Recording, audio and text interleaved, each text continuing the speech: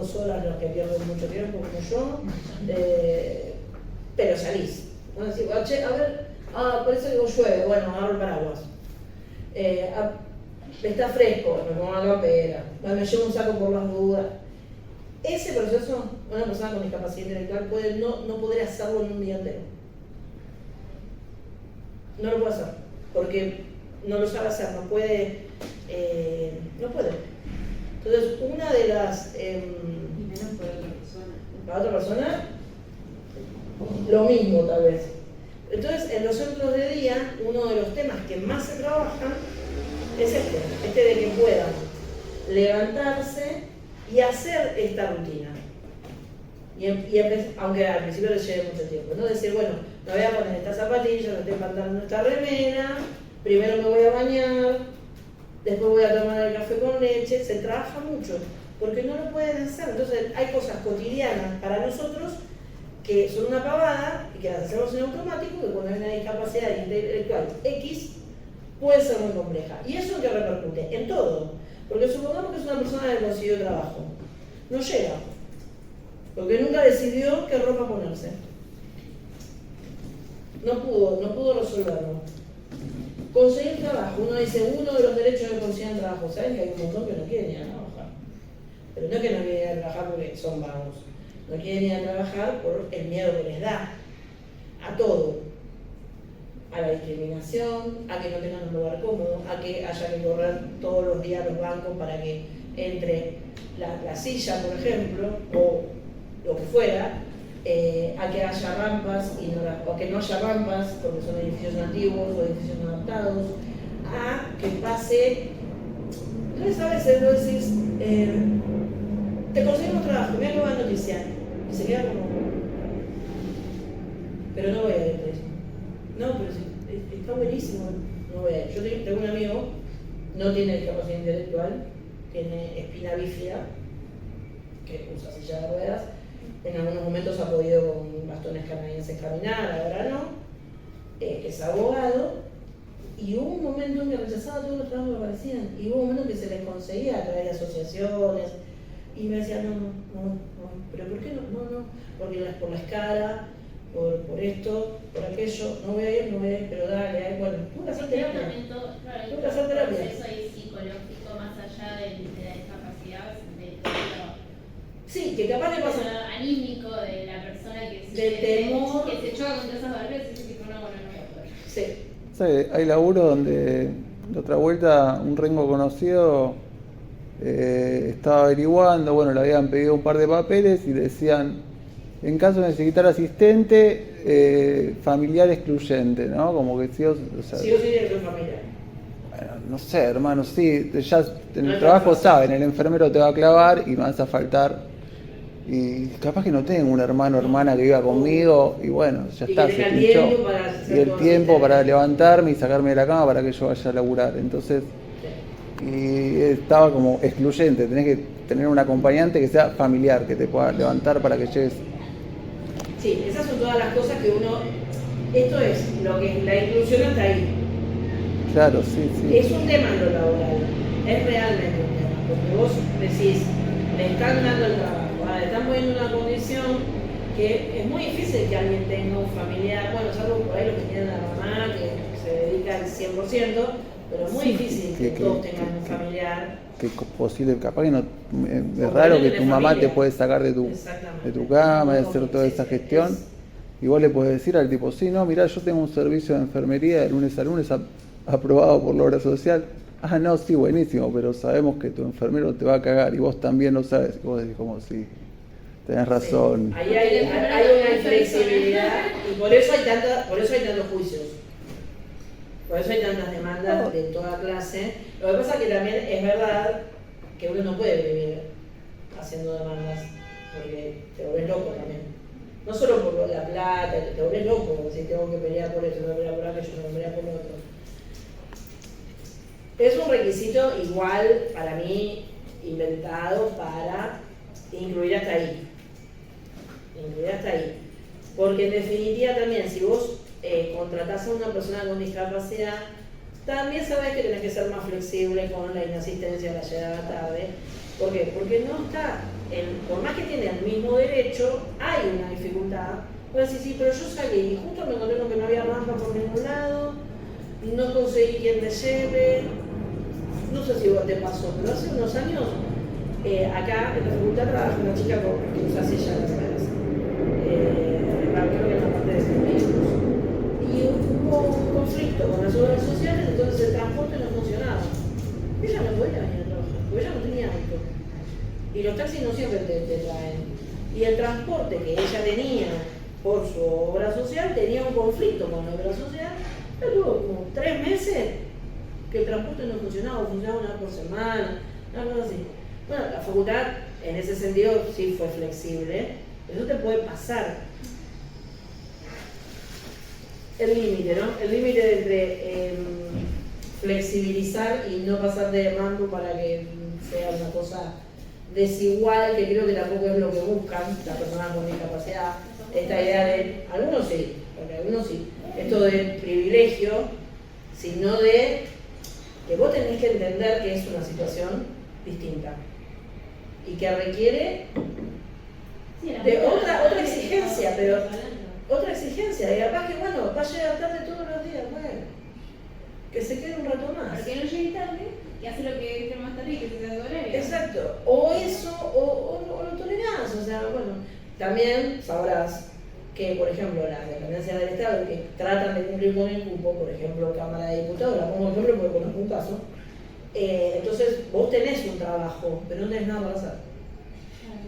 Vos tenés tu sueldo y vas todos los días. ¿Qué hago? No, regalo las plantas. Ya las regué. Bueno, no sé, fíjate. Es horrible también, porque esta persona iba todos los días, trataba de cumplir y no tenía nada para hacer. Y eso también pasa mucho. Entonces cumplen con la contratación. Por supuesto, la persona con discapacidad le viene bien, tener un sueldo, un blanco, la social, etc. Pero no es, claro, no es real la inclusión. Porque en realidad no le das un trabajo para que haga. No, y a la persona también le termina afectando, sobre todo Pero si no es obviamente. una discapacidad intelectual, sino que es algo físico, por ejemplo, y perfectamente podría ser el trabajo. Con el físico, no sé si me va a contradecir, pero si bien hay discriminación, creo que en los trabajos es mucho más marcada cuando hay discapacidad intelectual. Mucho más marcada. Por ejemplo, en la justicia suelen pedirnos acá, vieron que hay un programa de universidad de discapacidad, suelen pedir, existe un programa universitario, Maca les va a dedicar una clase a eso.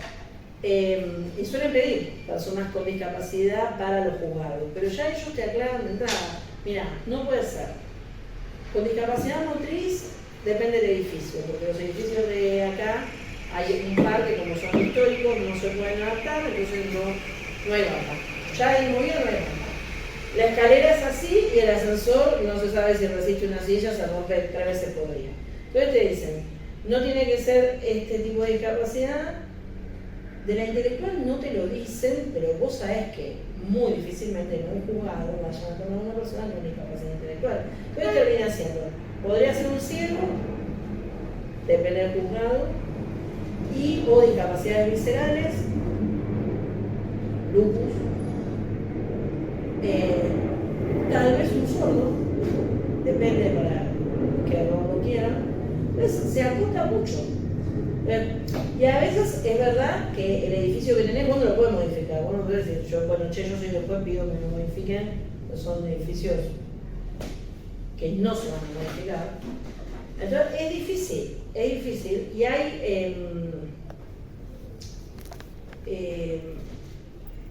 esta idea de, a la que yo no adhiero tanto, ¿no? Yo adhiero a todos tenemos los mismos derechos, exactamente lo mismo. Ahora, ¿cómo los podemos ejercer? Es lo que tenemos que ver. Ni que fuera primavera, un pajarito enamorado. ¿Cómo los podemos ejercer? Es lo que hay que ver. Porque a veces hay algunos derechos que aunque lo tengas, no lo puedes ejercer, como todos por otro lado, ¿no? Como todos. Ahora, lo que no hay que dejar de hacer es intentar Entonces, para intentarlo tenés que hacer todos los ajustes razonables, tenés que pensar en todos los apoyos para ver si efectivamente lo puedes hacer. Si todo eso fracasa y no lo puedes ejercer, y ahí podemos pensar en la maternidad, en la paternidad, en la sexualidad, bueno, veremos. Pero es muy fantasioso, no sé si estás de acuerdo, es muy fantasioso pensar que todos podemos hacer todo. No. A mí, ponele yo, si hubiera querido ser atleta olímpica, jamás, ni loca entreno, o sea, no lo hubiera hecho jamás, no tengo la condición física ni mental para hacerlo. No tiene que ver con la discapacidad, pero sí tiene que ver con algo que uno puede o no puede y decide en algún momento hacerlo. Ahora, con el tema de la discapacidad, sí hay una obligación de buscar la forma de que puedan ejercer todos los derechos. Algunos derechos se pueden ejercer al 100% y otros capaz un poco menos. Y algunos lo pueden ejercer por sí solos y otros lo van a poder ejercer a través de apoyos y haciendo ajustes.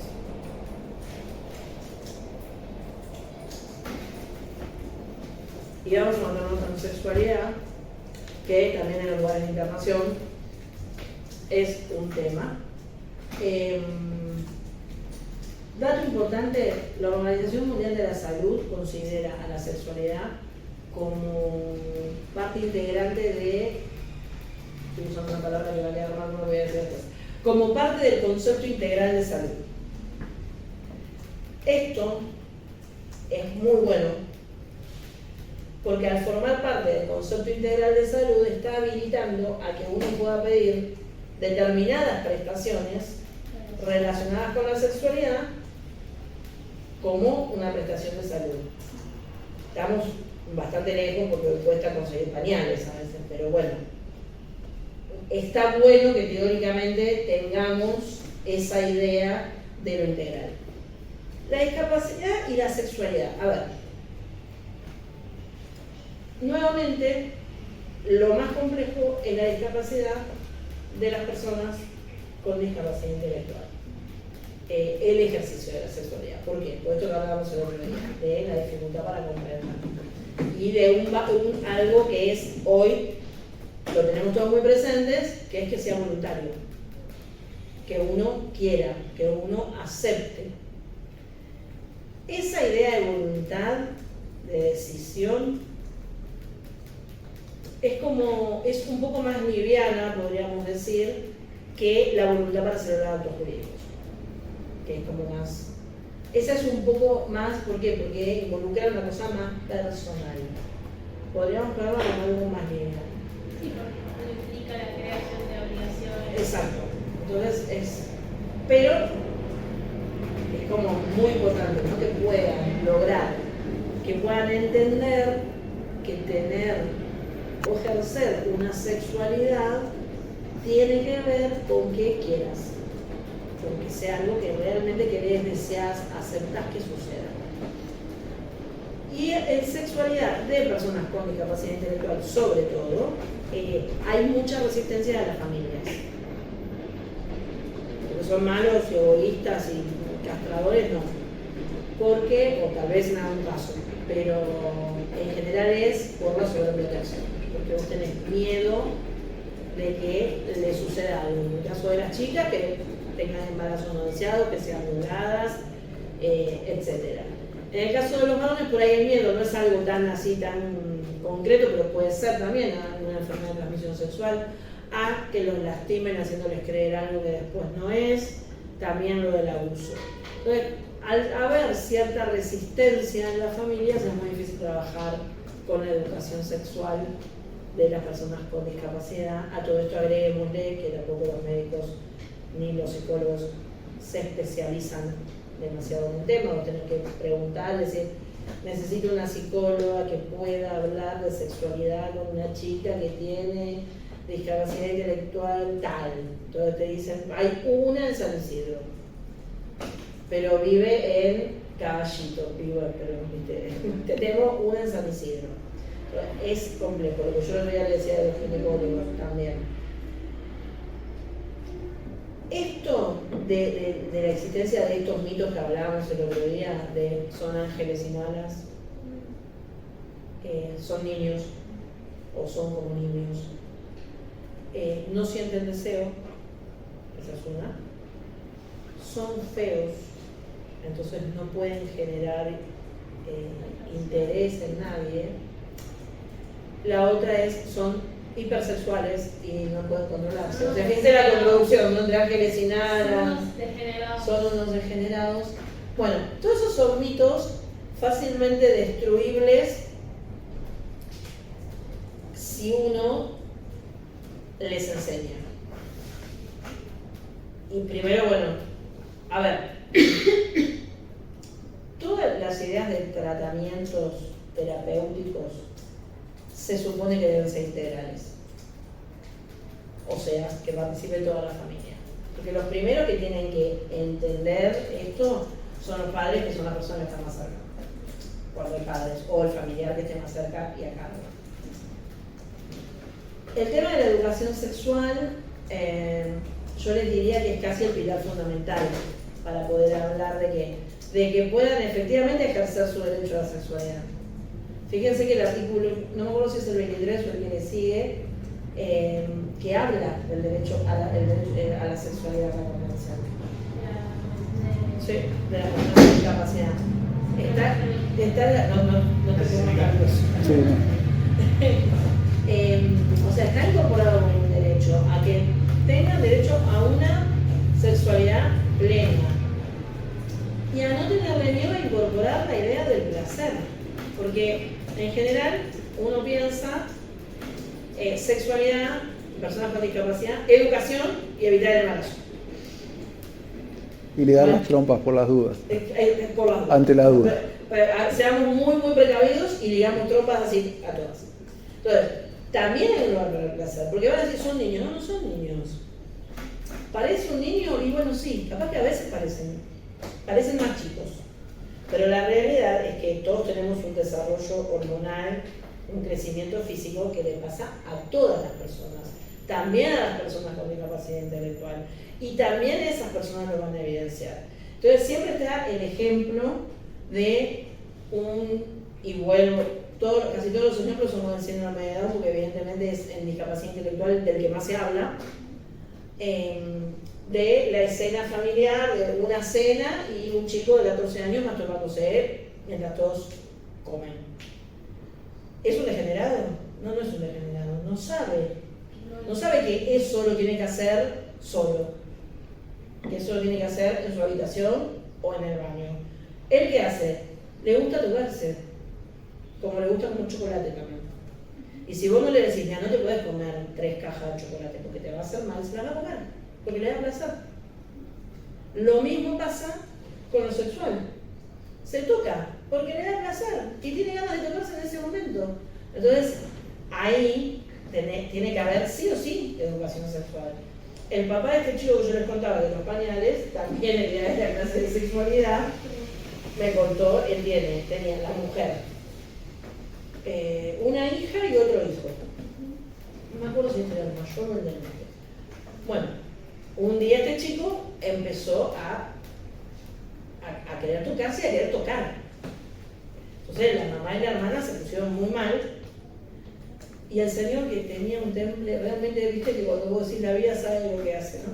El tipo tenía un temple y le dijo, bueno, entonces yo lo agarré a mi hijo y lo llevé y le expliqué y bueno, y con mucho trabajo logró que entienda que también cuando él tenía ganas de tocarse, que no tenía que tocar a la hermana ni a la mamá, y cuando tenía ganas de tocarse tenía que hacerlo en la habitación, en el baño, bueno, lo feo, dice el canto hablando, le dije, ¿cómo se vive eso ahora? Y me dice, bueno, yo estoy muy atento. Entonces si yo veo que él empieza como un poco a tocarse o a rascarse, ya lo acompaño yo, le digo, vení y vamos a la habitación. Pero bueno, es un papá que está muy atento y que no niega lo que le está pasando al hijo. Si vos lo negás, es muy difícil lograr algo. Entonces, fundamental la educación sexual, acorde a la discapacidad, porque no es lo mismo. A ver, vos a una persona con una discapacidad motriz, con una discapacidad visual a una persona sorda, le podés dar la misma información sobre educación sexual que a todo el mundo, porque lo va a entender. A una persona con discapacidad mental también. Ahora, una persona con discapacidad intelectual tenés que buscar la forma. ¿Por qué? Porque ahí no va a entender vagina, pene, penetración, coito, bueno, ahora hay que buscar la forma. No, porque no quiere, si yo quiero la paso bien. Eso también. Voy a hacer que la pase bien, como no entender No entender. otro. Bueno, y aparte, el otro. y acá esto de la educación sexual va de la mano de que se puedan evitar los abusos sexuales. Porque si no, las chicas que son las mayormente abusadas no saben que son abusadas. No lo reconocen.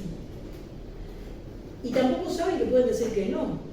Que si está pasando algo que no les gusta, que no quieren que pase, pueden decir que no, pueden gritar por pedir ayuda y lo pueden contar. Entonces después cuando se descubren en general con los embarazos, es que no pudieron contarlo en el momento, porque no saben lo que les pasó. Entonces, ahí hay que poner, yo creo que eso es como casi más importante que el tema de los embarazos, el tema de los abusos. Sabemos que los abusadores son gente muy particular, que es algo muy difícil de comprender y que a donde ve una vulnerabilidad, la aprovecha. Sea una discapacidad intelectual de una mujer o de un hombre. Hubo hace un tiempo el caso de un kinesiólogo que abusaba de sus pacientes niños con discapacidad intelectual. Y que los padres se dieron cuenta cuando sacaban un pañal y encontraron sangre. Entonces, y ese nene era un nene muy chiquito, no lo iba a poder contar, ni aún con la educación sexual, porque eso pasa con todos los chiquitos.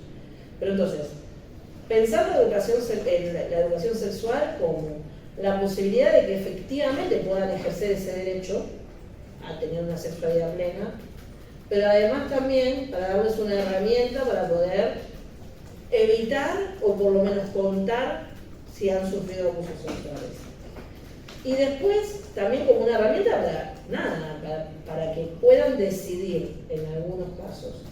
Porque, por ejemplo, nunca se plantea, y si hay personas con discapacidad intelectual que le gustan personas del mismo sexo, ¿alguien se pone a pensar si hay chicos con chicas que le gustan las chicas y chicos que le gustan los chicos? No hay ni margen para pensarlo, porque todavía estamos pensando la primera parte. Y probablemente haya. Y tampoco lo van a saber expresar, más que capaz que en vez de acercarse a vos, se acercan a él. Y quieren tener contacto con un varón y no con una chica. Pero, y esta fantasía de no sienten, el sexo es algo que les pasa por el costado, son niños, también hace que esto se tape. Pasa, también miren, una de las profes de enfoque antropológico, Fernanda, ella tiene geriátricos, sabe mucho de discapacidad por el paso de los años, ¿no? De la Alzheimer, la demencia senil. Pero hablando de sexualidad, ella me dice, pensando en esto, ¿no? De cómo lo manifiesta. Ella me dice, me pasa en el geriátrico que por ahí una viejita necesita que la atienda un médico porque le duele la garganta. Y viene un médico más o menos joven y la viejita se desnuda. Entonces el médico dice, pero no hace falta, no, pero y como que se le acerca, como que busca el contacto, ¿no es? O sea, es algo, es una necesidad, no, y aparte, bueno, eso es lo que sucede, no hay manera de poder evitarlo. Esta fantasía de lo vamos a poder controlar, no lo vas a poder controlar.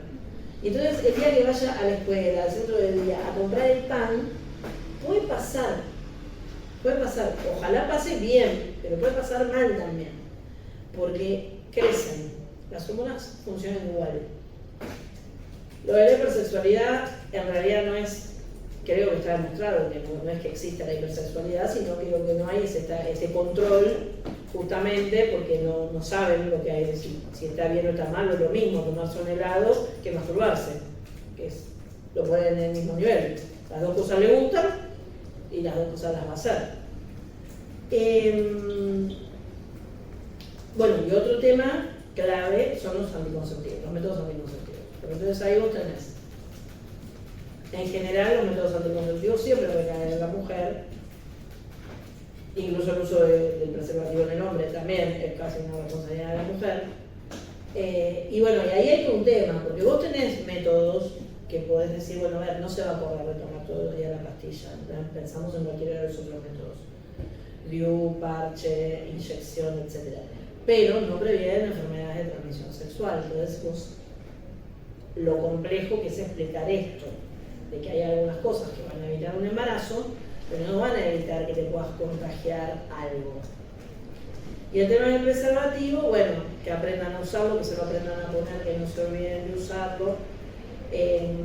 Me acuerdo que una vez Seda entrevistó en una investigación que hacía sobre, creo que familia y apoyos, entrevista a una mujer que tiene un hijo de 19 años con síndrome de Down, y ella dice, para mí es mi nene, es el nene. Y un día el nene se puso, nosotros tenemos una novia. Bueno, el nene tiene novia, pero un día el nene le dijo, mamá, quiero tener relaciones sexuales con mi novia. Y ella dice que casi se murió.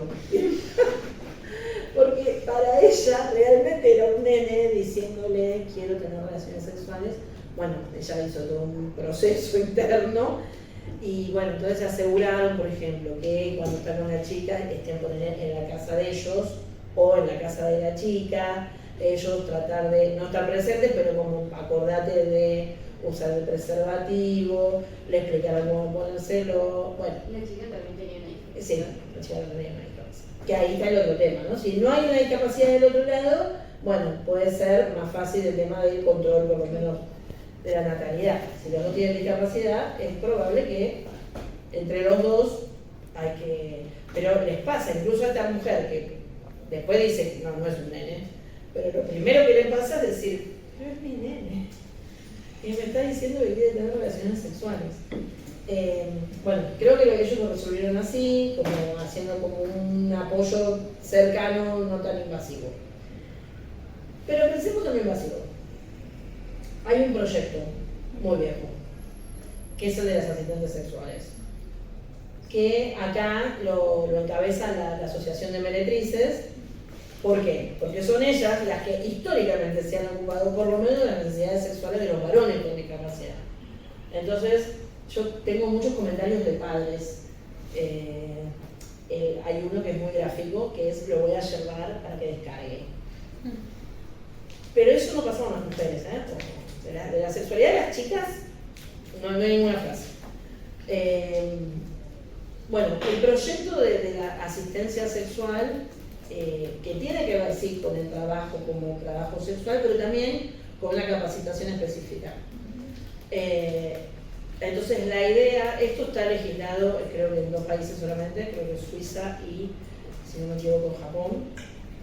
En algunas zonas de España hay un indicio, y en algunos países como creo que Bélgica y no sé si alguno de los nórdicos, no sé si llega a ser, no llega a ser una regulación, pero hay algo con los asistentes sexuales para las personas con discapacidad.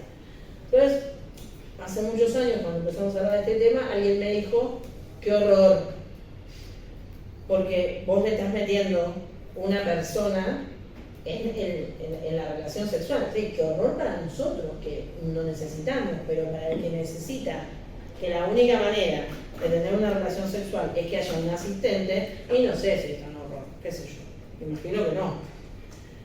La idea del asistente sexual es que piensen como en un enfermero que usa guantes y que puede ayudar a poner los preservativos, que puede ayudar a acomodar los cuerpos cuando haya dificultades motrices, que puede colaborar en lo que sea que necesiten para tener la relación sexual, e incluso podría llegar a tener las relaciones sexuales.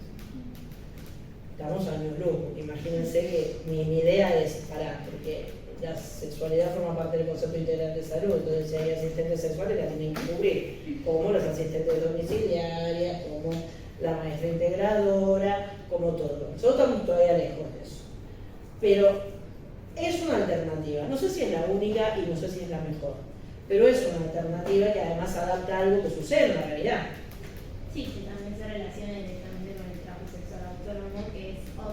discusión Otra aparte, discusión aparte. que en nuestro país también está muy lejos de darse una Exacto. más en este De hecho,